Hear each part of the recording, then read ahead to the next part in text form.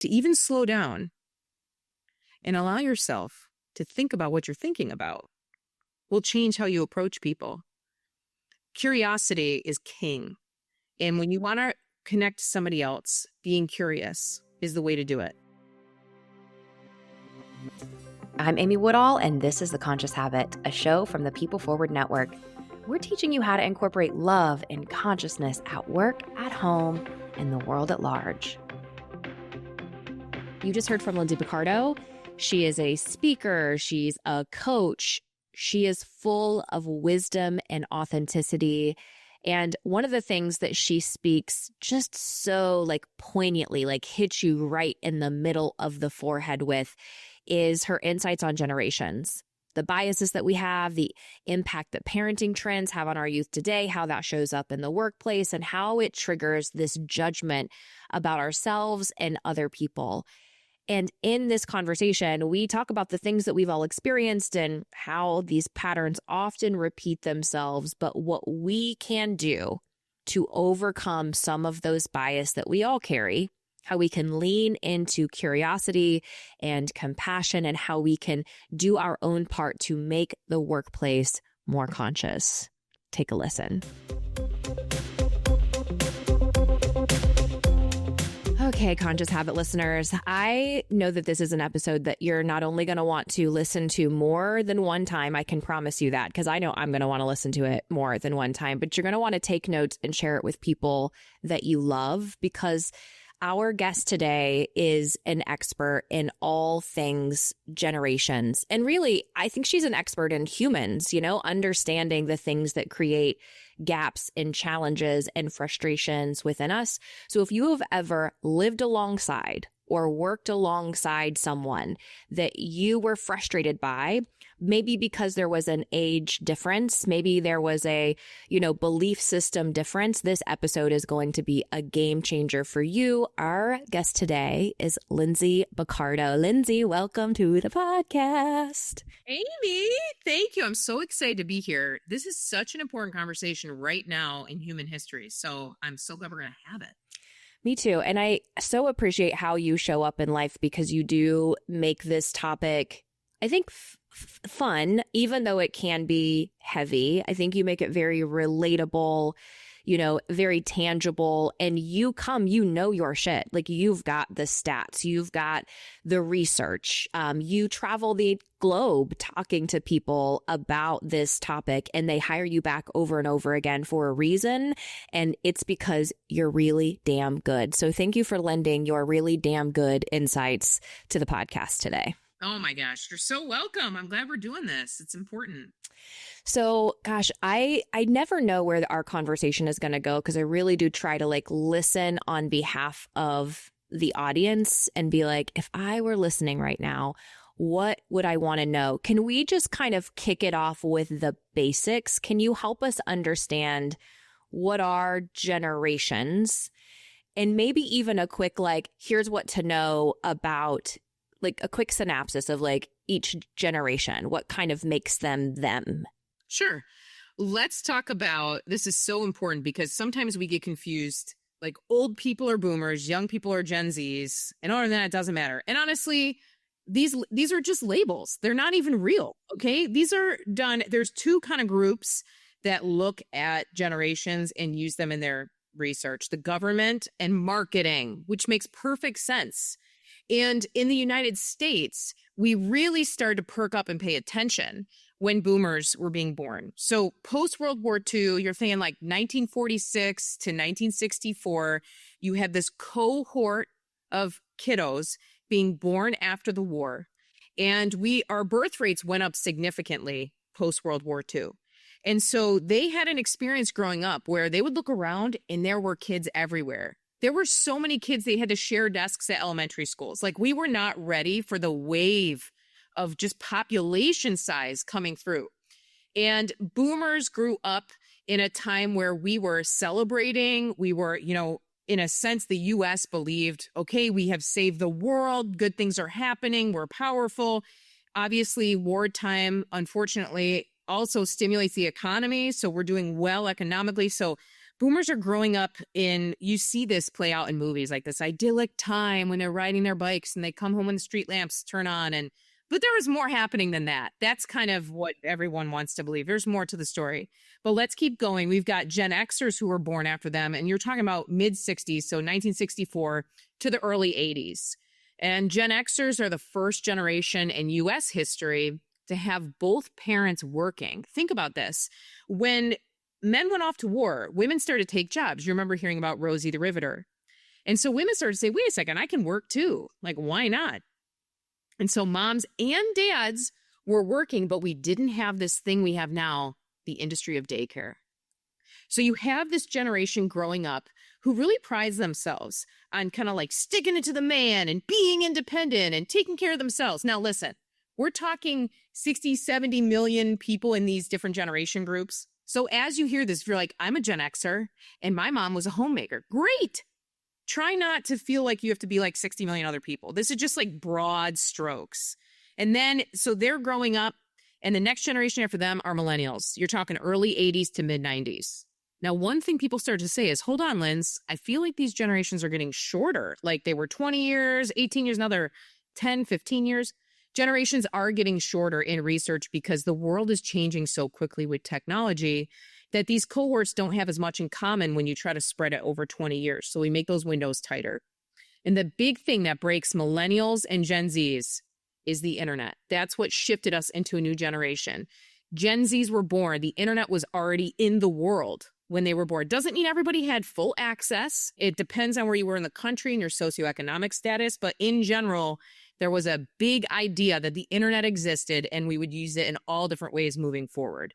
So millennials are born kind of with one foot in analog world, one foot in digital world. And that is a big deal. We change how we fundamentally communicate, share information, spend money through this millennial generation. And then Gen Zs are born with the internet, growing up in the late 90s and the early 2000s. They're the first ones that were born with they had smartphones. They weren't born with smartphones, but they had smartphones at a young age, and they have grown up with access to the internet at their fingertips. And so we see now through research how technology is changing our childhood, and that's a big part of what makes us different. And so those are kind of the basic generations. There's a lot to each one, and not every single person lines up with a description around their generation. What I want to say is it really matters how many kids were in your family. Your gender influences you more than your generation does, your socioeconomic status growing up, and the location in the U.S. that you grew up in. And so this is one of many factors. The reason that we're talking about it is it comes out sideways as ageism. Something like this. What's wrong with kids these days? Or okay, boomer. We get these kind of phrases and we end up really creating a negative association with millions of people, which doesn't help anybody. Is that kind of helpful, Amy, to hear the breakdown real quick? It totally is. And I think that there's sort of this, like, I think there's a part of us that hates to be labeled, but we love to label other people. And I think it's so interesting to consider that because, you know, as you're describing, I'm sure there are people who are like, well, I was born in but that doesn't apply to me, right? We don't want to own the label, but we love it for other people. And I think it's because it helps validate the judgments that we have. And first of all, I would just like to say millennials, like, were hated by boomers in the workplace, and now they're hated by Gen Z who are like, oh, it's so millennial coded. And I just think it's so interesting how we love to label like these big generations and point the finger or the middle finger, you know, at them depending on where they are. But I hear this in organizations when I'm going in to work with companies, and you hear people say, well, nobody has a work ethic these days, or, you know, good workers are hard to find. Nobody wants to work. Nobody wants to show up on time. And they're really labeling entire generations of being, you know, incapable or not giving a damn. And so I'm curious, do you hear that too? And what do you think? Like, what's your advice when people kind of throw those mass labels out there like that? I would say, if you really believe that, you are absolutely going to create it. If you're a leader and you believe there's something wrong with the next generation, every single Gen Z that walks through your door, guess what? You're going to find something wrong with them. This is basic like cognitive biases that we all have. This is also where we get in trouble in every area of life, not just ages. And I'll tell you, when people say things like that, kids don't want to work these days, or no one wants to work these days, we've been saying that forever. And there, in every generation, there's a subgroup, a personality type, a temperament that doesn't want to work. That's just, they'd rather lay in a hammock. They're not driven to achieve. Some of those are some of your best friends, your tag along friends. You have a lot of fun with them. But they're not going to be driven. They're not what you might say like the alpha. They're like, I'm cool with just being a part of this and contributing some. Every single team has A, B, and C players. And I would be very careful and cautious to tie their age to the A, B, and C players. It's really looking at each individual in front of you and what shaped them, what formed them, particularly their childhood experiences, their work to date, like their CV, what they've actually accomplished. And even when you have those shortcut biases, like, oh, they're not going to want to work, or another one that comes up is like, boomers can't understand technology. The minute that you allow those shortcut biases in and you look through them and you accept them, you will create them. And there's research on this, Amy. There was research done where they took millennials like me, and over a computer, they said, now you're going to be training a boomer on technology. And then they watched the millennial trainer, and their training quality dropped because they expected a boomer to like not know where the space bar was. And so they didn't treat them with dignity and respect. And they actually created a worse training environment. So it all comes down to your perception of a person. And this also goes in the positive too. We have a ton of examples of this working out well. Is on the other end, is if you believe somebody's brilliant, you'll co-create an experience for them where their brilliance shines. So you know this better than most, how important it is to be conscious about how you think about people and how you lead them. This is no different. Generations just highlights this because you can look at somebody, unfortunately, and be like, you're young and dumb, or you're old and out of touch. And it's just a bias. Your brain is tricking you. It's taking a shortcut to save energy and time. And unfortunately, most of the time, it's inaccurate. I think it's so good to reflect on that of like, you're right. Consciousness is awareness, and to reflect on what are my automatic bias that I might have. And they are automatic oftentimes, but can we catch them enough so that we can start to rewire them? And okay, listeners, go ahead and fill in the blank. What's the phrase I say ad nauseum? That's right. I see what the brain believes. Your eyes are an extension of your thinking. And so if we believe it is true, we will see it and experience it in the world. However, we won't notice that we're the ones that created it by our actions. Instead, we will just point the finger at someone else and see, I told you so. And then we repeat the same behavior over and over and over again.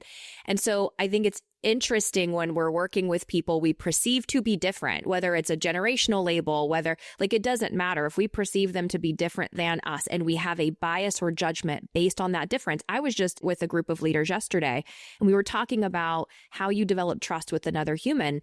And a big component of trust is credibility. And I said, how do you know or measure the credibility in someone? And somebody said, which we hear it every time, it's how long have they been doing it? So we assume with age, it means that you're smarter and you know more. And we assume that if you're young, that you cannot be of help, which means everything that comes out of your mouth, if I assume you're too young to know, I will not believe that it has any ounce of credibility, despite whatever else might be in your background. So I think just that recognition of what am I assuming to be true before I give it a chance to be proven otherwise. You nailed it. That is the core of the core. And sometimes we get really like hung up on, we've talked about this like generational research that then you're in your brain still thinking about somebody else instead of saying, hold on, let me reflect. Let me be mindful of how I'm showing up and what I believe about this person, because whatever I believe, I'm going to co-create, that our brain is made to create. So I love what you're saying. You're already on it. Let's wrap. I mean, you get it. See it. I do want to say I have quoted you many times. I will say my friend Lindsay Boccardo, and when we're talking about, there's something about generations that's really stood out to me. And I think it's so important, which is the expectation that we have about our seat at the table in organizations, and how sometimes, again, not that we have to label everything, but it is interesting to look at how maybe was our our thinking, our subconscious and unconscious formed based on what we were taught.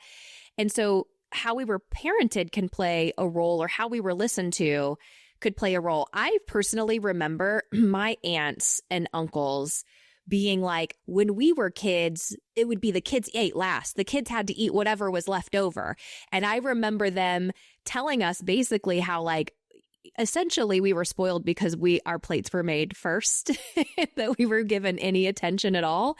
But it's interesting to think of the child, like, shift, how, like, it was kids were an annoyance or a background versus kids were a part of family decisions. And can you lend a little insight to that, and then how that might play out in how we experience each other in the workplace?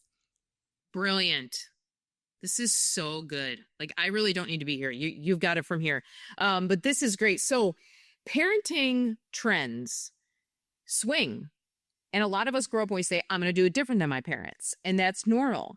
But also overlay that with society's perception of childhood. Okay. So if you were to look back, there was a time, I'm going to be kind of graphic here, graphic warning, where babies were not even given anesthesia when they had procedures done on them. We just assumed that, like, babies didn't have nervous systems or pain receptors, or maybe we just didn't, I don't know, pull the line all the way through. So kids used to be pretty objectified and were lower in status than their parents. And you can start to see parenting trends, particularly around attachment parenting, and then moving into gentle parenting and what that means. We've gone from a society that says kids are lower than us, use fear to raise them, obedience is king, to a true conscious shift through the last century towards kids are humans too. They're just in smaller bodies. They have the same nervous system. They're going through specific developmental stages. A lot of this research around developmental psychology was done in the mid 1900s. And so you start to see, oh, there is actually something about how we raise kids and how we treat them that shapes them into the future. And so you can see that, especially in the second half of the 1900s, you start to see us talking more about this. You can even see millennials, they call us the trophy generation. The reason that trophies were given out in the 90s is that, again, developmental psychologists noticed, hey, if we just encourage participation in general, we're going to get better citizens, we're going to get more engaged students, and this is a positive thing. So we went from negative reinforcement to positive reinforcement over that last 100 years. And what we've learned, and I know everybody has a thought about this, but what we've learned is that all mammals, your dog, your cat, your kid, grow significantly faster and adopt the right behaviors that you're looking for through positive reinforcement more than anything. So that is just data. You want to train your dog to pee outside? You have to, every time they pee outside, say, good job, and give them a treat. And when they pee inside, you ignore them. Not to connect dogs and humans, but truly, we really grow best through positive reinforcement. And we're noticing as we put the paddles down and start to really listen to our kids that we can create a stronger attachment, not based on fear, but based on love and connection. And I believe personally that we are up-leveling our consciousness in humanity by moving away from violence and more towards connection and oneness. And so you can see that over the span of the last century. Oh, that's so good. I think to reflect back on, and some of us may have been raised in households that were ruled by fear. And this idea that, like, kids, your job as a child is to listen and be obedient. And then when we raise people who are afraid to have a voice or they don't speak up, then in organizations, leaders are like, well, they need to learn how to advocate for themselves. But it's so interesting how, like, the future leaders of the world are being raised, they're being birthed right now. And if you're a more conscious parent, then you're leaning into the fact that it's so wild to think that, like, yeah, kids they weren't treated like humans. They weren't treated like people. They were treated like these, like you mentioned, lower citizens. That really was an aha. Thank you for sharing that. I'm like, damn, yes, definitely. But more conscious people, I think, are in this place of, like, how can I do it differently? How can I break the trends? How can I become better than my parents? And I think lower consciousness is they need to repeat, no, well, they can't have it better than I had it. And how often do you see that, where there is, like, this There are some people who are looking for progression and other people who are so damn hell-bent on, I suffered and you have to suffer too. All the time. I would say this is one of the unconscious drivers that is happening in the workplace, that's happening with older generations. And when I do these keynotes and trainings around generations, I actually take a moment, Amy, to acknowledge this isn't fair. The way that you grew up, being hit by your parents, being hit by your teachers, being told one day you'll be at the top of the anthill and you'll get to lead with an iron fist and you'll get to tell everybody what to do and they have to listen. I know you were told that. And now you're like, here's my day. I get ultimate control and power. And now we're like, well, excuse me, actually, we're changing the way that we raise children. And power is really better if everybody's involved. And we're more, we started to shift the rules of engagement around leadership. And so there's generations that feel like, I paid the tax on the front end. It's my turn to be the boss. And I'm saying, that day's never coming. Sorry. I sing it usually because that helps people accept it. But that day's not coming for you. The world has changed. And now you have an opportunity to be the leader that you never had. It's a noble choice. It's a brave choice. But if you want to lead into the future and feel like you left a legacy and not end your life in despair and regret, you have to become the leader you never had. I don't mean that as a threat. I'm telling you, I'm looking down the pipe, looking at history and then talking to futurists. And I can see that if you don't make this leap, you will regret it. You will regret trying to speak because the world is going to fly right by you. And we're in this tipping point right now in society where people are saying exactly what you're saying. Millennial parents like, wait a second. I'm going to regulate my emotions instead of yelling at my kids and grounding them and sending them to their room.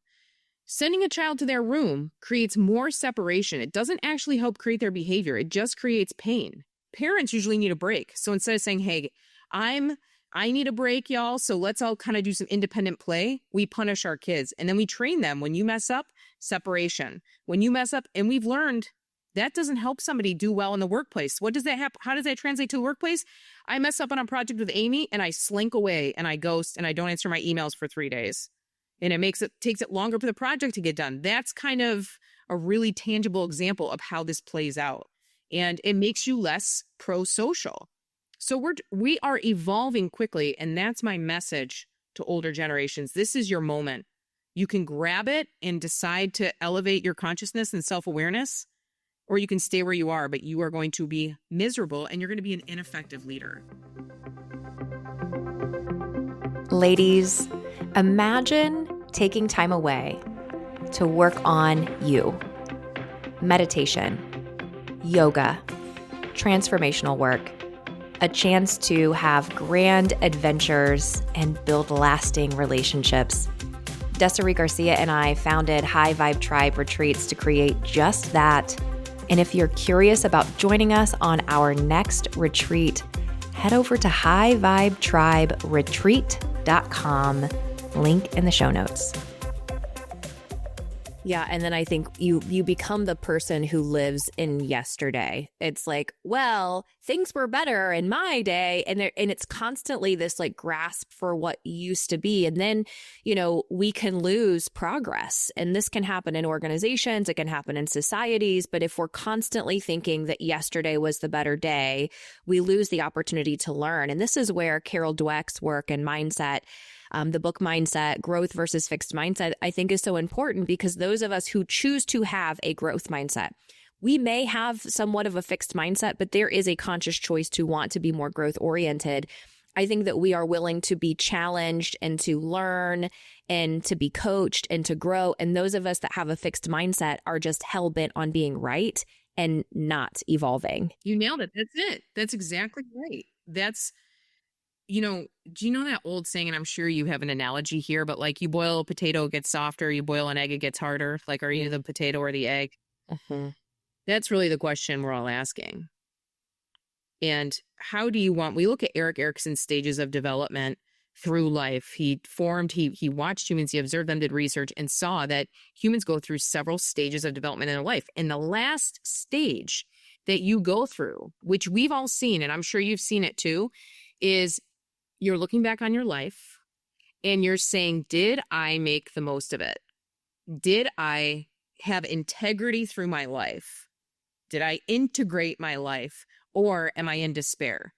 And haven't you ever met somebody who's kind of in the last decade of their life and the high school loves them because they always showed up for the games and cheered on the next generation of basketball players? And then you have some where you meet someone and you're like, you seem kind of miserable. Like, are you okay in there? That's the natural last stage of life. We're all going to, if we're lucky enough to live out our life, you will look back and say, what did I do? You will not be looking at your bank account. You won't even be looking at the awards that you worked your tail off to earn. None of those will matter in those moments. What will matter is, did I leave a legacy? And I think oftentimes we get so hyper-focused on today. We're so ego-driven that we miss zooming out and saying, what am I really doing here? And you're so good at it. That's why this podcast is so important, Amy. That's why your work is so important, because you're not just teaching people to be more effective at work. You're helping them make the most of their one wild life. And if you want to do that, you have got to raise your consciousness. So I'm so glad that you do the work that you do and you have this podcast. Oh, well, thank you. And likewise to you. This is your impact on the world. Is generations is the label it's under, but what you're really doing is helping people understand themselves and each other. And I think come from a more loving lens too, right? So you are doing very conscious work. You are doing great own your shit work. And so thank you for using your voice. I'm glad I get to. I think this is really important, ultimately spiritual work that we're doing. Mm-hmm. Mm-hmm. Amen to that, sister. So, I mean, taking us back just a little bit, but also so that we can go forward, can we dive in deeper to that my hurt needs to be your hurt? And what do you think, I mean, as you're coaching people, as you're talking to people, what do you think, where does that really stem from? I think generation seems to be the label it's easy to point at, but what do you think is the real issue there, and what is the way forward? Okay, I got to tell you this crazy story that happened. I posted this one day. Amy, I had to take it down, so you won't find it because it got so out of control. It scared me, like on social media. I posted a reel of me saying exactly this. Do you want the next generation to be happier, healthier than you are? Do you want that for them?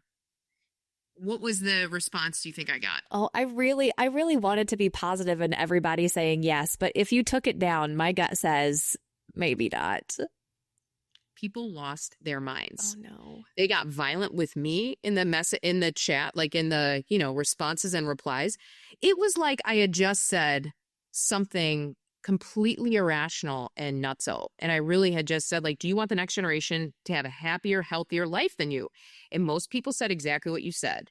No, if they don't suffer, they don't say suffer. If they don't have challenges, they're going to be soft. This is exactly what's wrong with the world these days. And that went off into some really ugly political rant that I wasn't asking to have that conversation. And so I suspect what's behind that is that a lot of generations, I'm just going to say boomers right now because we're talking about generations that are relevant to the workplace. So I'm going to say boomers probably have some things in their past in their childhood, where they didn't feel seen, heard, understood. I mean, kids should be seen and not heard. That was like a phrase that was used in parenting. They were hit, so their physical space was entered into, and they had actual physical pain inflicted on them. I know that some boomers are kind of proud of that. Like, yeah, you can't touch me, I'm untouchable. But what really happens is that trauma from not being cared for and having an experience that helped you thrive, that trauma stuck with you.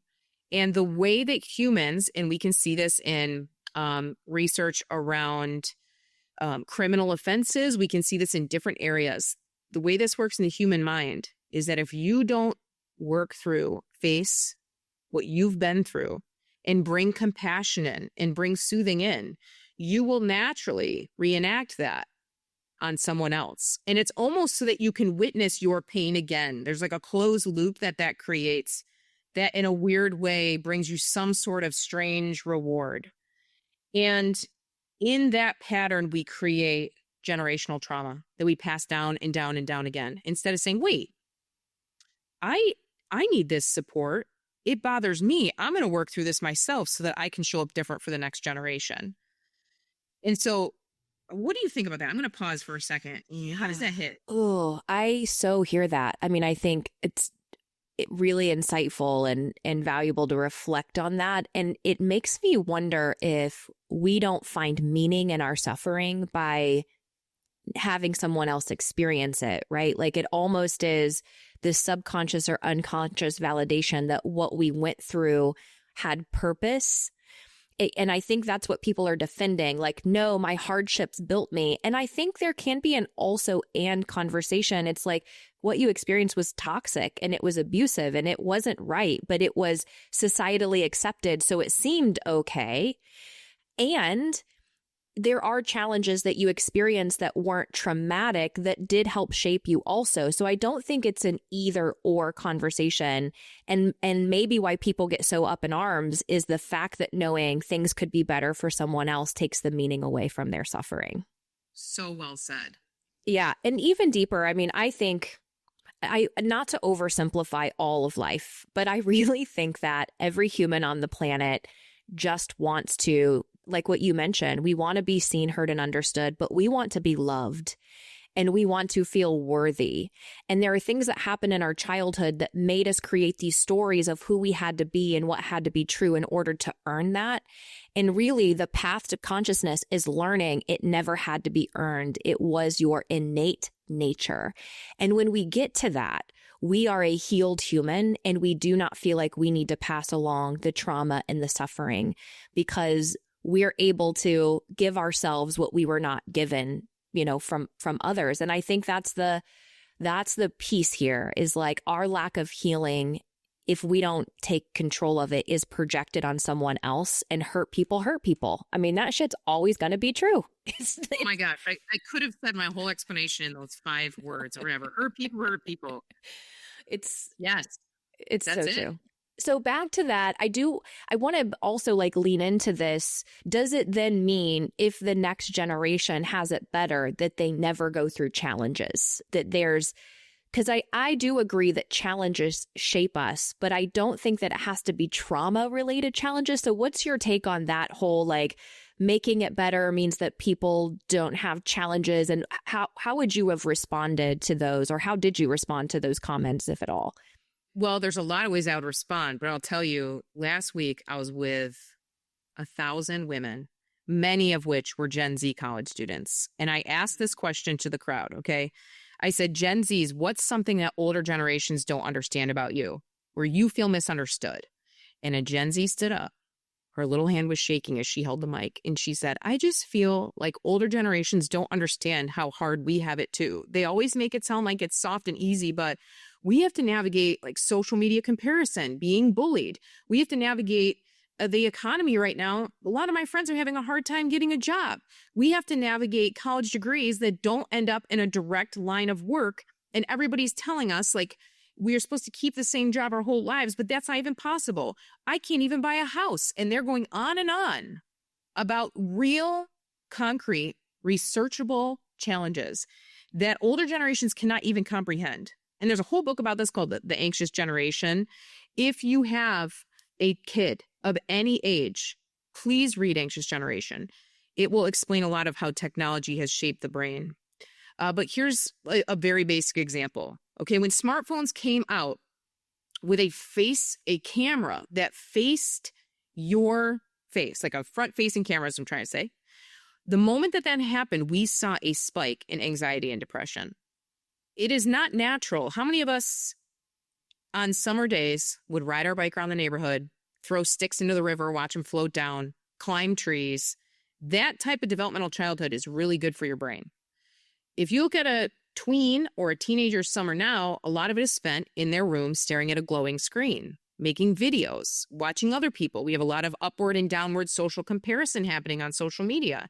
We have bullying. Imagine if you made a mistake in school, and instead of it living at school and then you going home and getting a reset, it followed you like a monster and followed you all night through your phone.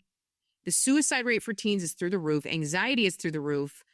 They're battling things that you may not comprehend, but are huge deals. And I'll have boomers say, well, we used to hide under our desk for nuclear war fear. Like we were afraid we were going to get bombed, to be vaporized. And I'd say, did you do active shooting drills at your schools? Because my kids know now in any public situation where the exit doors are, how to behave if they hear a gunshot. We are dealing with that type of violence today. So anytime that you're thinking like this generation isn't suffering enough, ask them, what do you think I don't understand? And you'll be shocked because you don't consider potentially what they've been through and what they are going through. That's modern day challenges. Oh, it's so true. Oh, man. And I'm very lucky to still have my grandparents alive in their 90s. And, when we're in the lens of another generation, we see other generations through that lens, right? So I've heard many times my grandmother, kind of complain about hardships. But in my mind, I'm thinking, you don't know how lucky you were. You stayed home with your kids. You were in a one-income household. You still had 2 cars. You paid cash for college for your kids because it was so affordable. You got to take vacations and to note the struggles. That's very wise to share. The struggles are still there. They're just different. And they don't have to struggle exactly the same to continue to get lessons. What's really missing here on all lenses, it sounds like, is compassion. Compassion for our own suffering, compassion for other people's, and learning how to break down the labels. I think labels are a cheap way of us not having to own our shit. It's like, if I can label you and make you wrong and bad and somehow then make me good or my suffering meaningful, then I don't have to own my shit and I don't have to bring compassion to the table. It's a cop-out. You nailed it.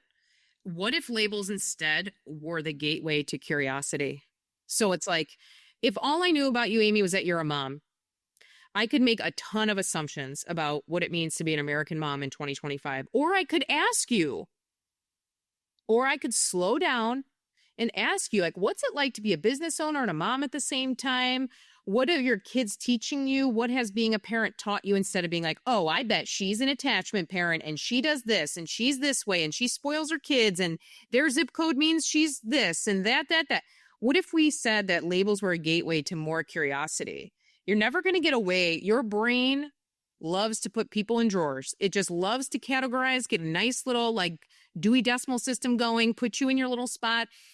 You still have the opportunity to say, and now I get to be curious about this person.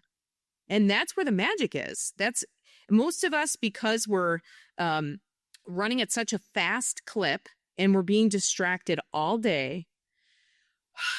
To even slow ourselves down, I know you are a queen at meditation, to even slow down and allow yourself to think about what you're thinking about will change how you approach people.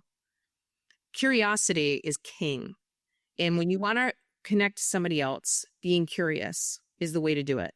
I got to tell you this, my great aunt, she is one of the most curious people. She's in her mid-70s. She was a school teacher. She retired. And she still sits and listens to us and will ask us questions. And the other day I got this video. She was in our living room. We have the piano that she used in her childhood, this upright piano.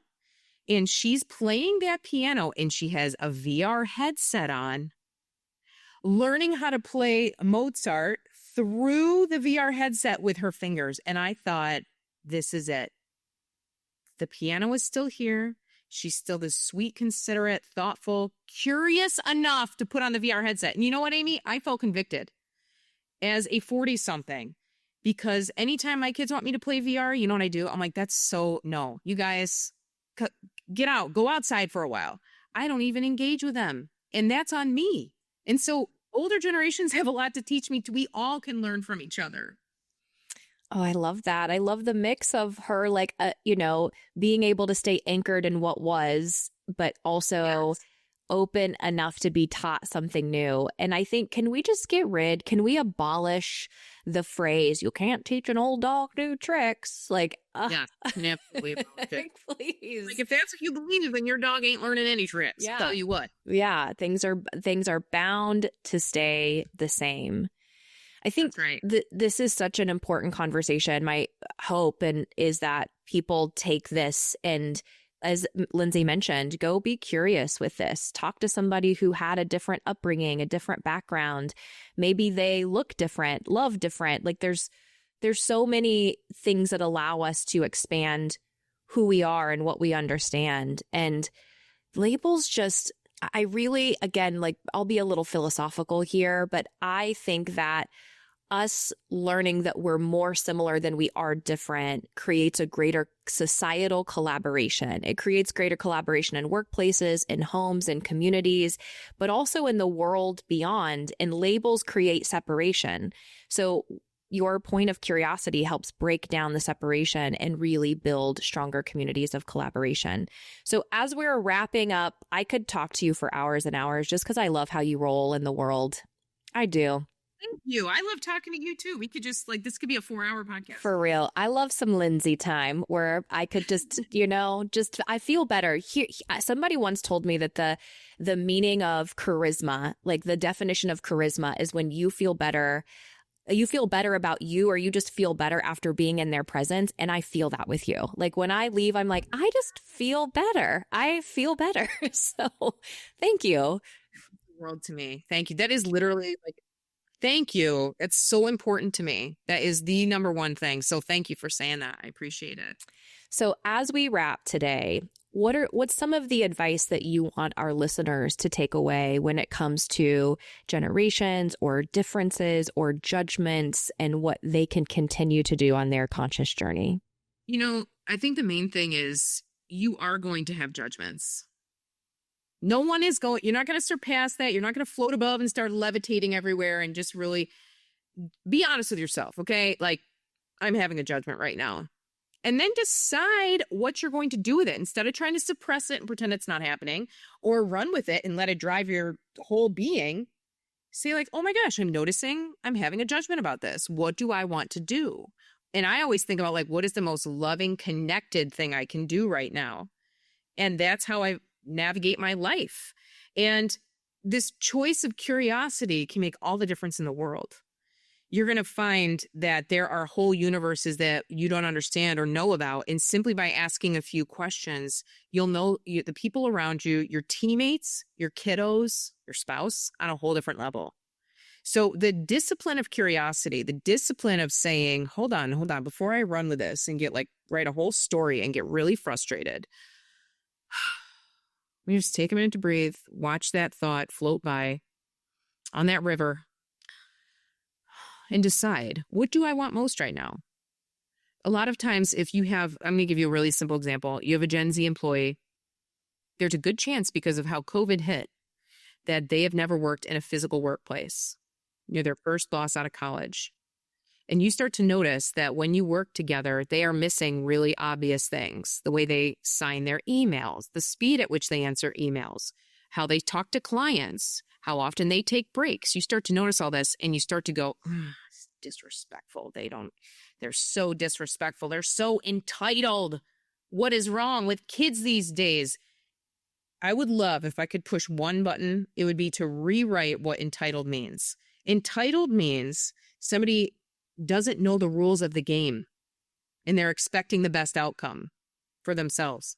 They don't know the rules of the game. If you and I play Monopoly later today, Amy, which we would have a blast playing, if I had never played before and I was just like, dude, I think I'm going to win. I'm going to take this property. And you're like, you can't take that property. You have to pay for it.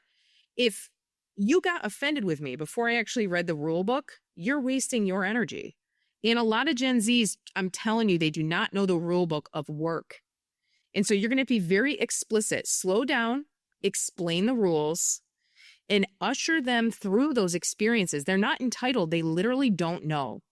I'm going to give one more example of this. I work with a lot of construction groups, and the foremans will come to me and the leaders will come to me and say, Lindsay, kids these days, they're so entitled. They all want a pickup truck with the company name on it.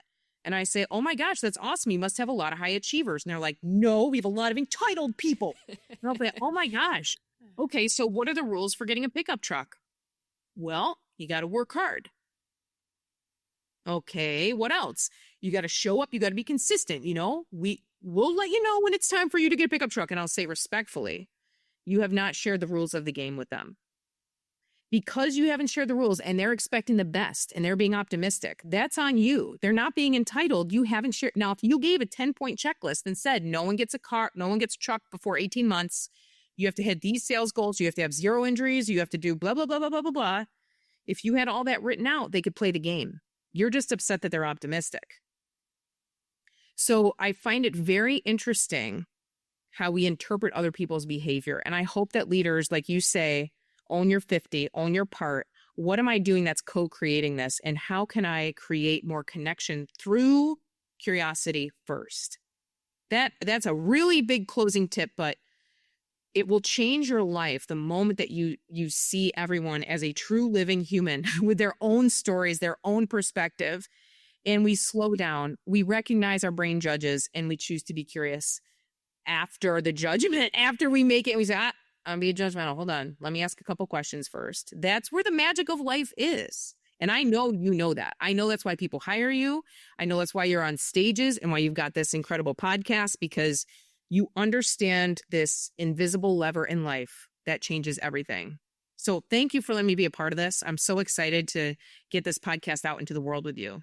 Me too. Thank you for sharing. Just, I think the stories, like I know that there are people with ahas, especially that last one of, man, how there are so many people who can like lean into and understand the quote unquote entitlement phase. And what a great invitation you've provided for us to be curious and own our part of being like, how am I a part? How am I, part of this problem that I am going around bitching about incessantly? So thank you for sharing your insights. I know we'll have you back on the podcast for sure. You and I have always been like, there's so many ways we can collaborate. I'm excited for what that looks like in the future, but will you let the audience know what are the best ways for them to find more Lindsay? Yeah, you can go to my website, which is my name, Lindsay Boccardo. Because my last name's kind of unique, you'll find me pretty quick. Just Google my last name. You can find me on LinkedIn. I love putting quality content out that helps you in micro training bursts with your team. So join me on LinkedIn, jump on my website, and you can get into my newsletter there. We send one out every week to conscious, loving, compassionate leaders who are trying to navigate this new world and be the leader they never had. So if that's interesting to you, jump in. Love that. Thank you. Thank you. Thank you. So grateful to have you on. You're welcome. Thanks for having me.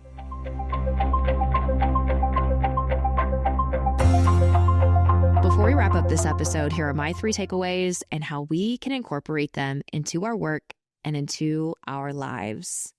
Number 1, the fact that these generational judgments are not new is so helpful for all of us to look at when we find ourselves on the judgment train of Gen Z and millennial or, whatever the case might be, for us to take a breath and be like, this isn't new. Because if we think back, I don't know what age or stage you are in life, but when we think back to our youth, remember how our parents thought our clothes were stupid, our hair was stupid, our music was stupid. Maybe they didn't say that in those terms, but we were seen as different, and different equated bad. And I think it's helpful for us to be like, this is not anything new.